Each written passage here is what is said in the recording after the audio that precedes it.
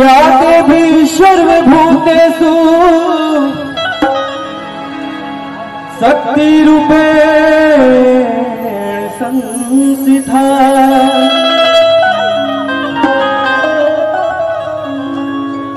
नमस्तस्यै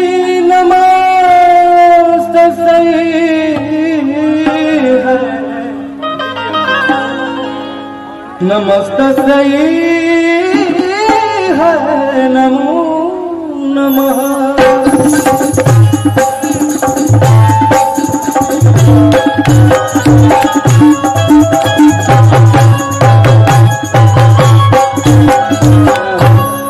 एक जोरदार ताली हो जाए भैया, क्या बात हो। नंबर 1 मेरे ख्याल में आप नंबर 1 है अभी के डेट में। बम भोला जी गाड़ी का चाबी लेके मंच पे आ जाइए जल्दी से। बंटी जी आपको खोज रहे हैं। बम भोला जी गाड़ी का चाबी लेकर मंच पे आ जाए।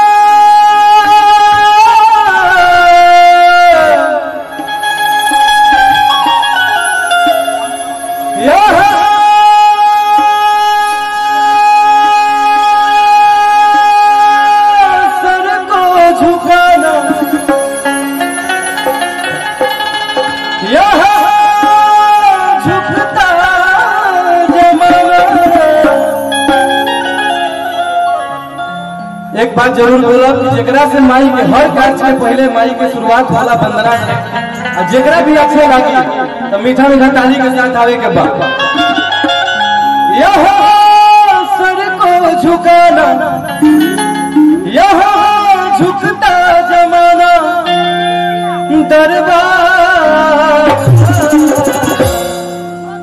शेर वाली माता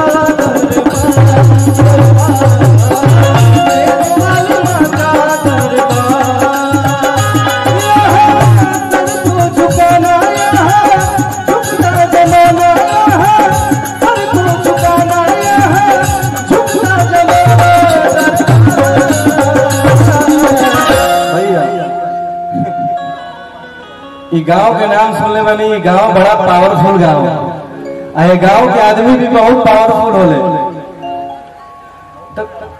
जब तक माई के वंदना होता पचरा होता तो तनी एनर्जी दिखे के चाहिए। प्रेम से बोलिए सच्चे दरबार की क्या बात। तो अब कहना है कि यहाँ सर को झुकाना, झुकना जमाना, सर को झुकाना, झुकना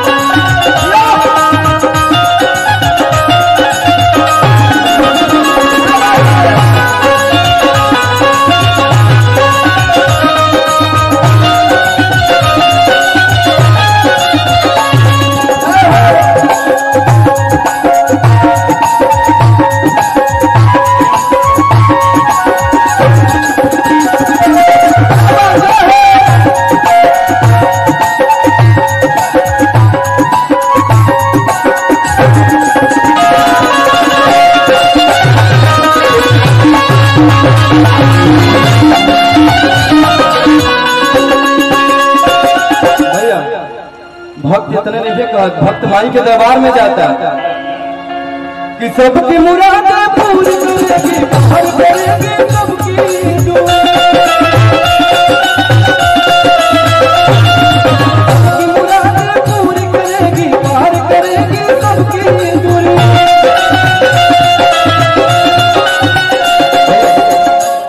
धीरे धीरे